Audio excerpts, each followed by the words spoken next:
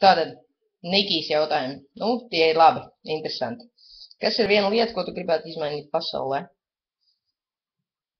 Nu, pasaulē varbūt nē, bet Latvijā es gribētu, lai mazliet savādāk attiecās pret tādiem kā es. Otrais jautājums. Vai baidies palikt vecam? Nevisai, nē. Man liekas, ka vecums mūs visus piemeklēs. Trešais. Ko domā par nāvi un vai pati no tās baidies? Ko es domāju par nāvi? Nu, no nāvi ir stulbu padarīšana droši vien. Nu jā, savā ziņā es baidos, bet no otras puses vispār nē. Ceturtais, ja tu vinētu 1 miljonu, kur tu to izmantot?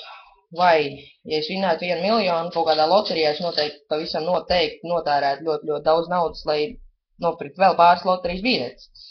Bet tā droši vien palīdzētu bērniem, kuriem tas ir vajadzīgs. Astoņkājiem ir rokas vai kājas? Nu, pat cik tas ir astoņkājas, nevis 8 rokas, tad jau droši vien, ka tās ir kājas. Vai tu atgriezīsies Latvijā? Nu, atklāti sakot, es nezinu. Es tiešām nezinu.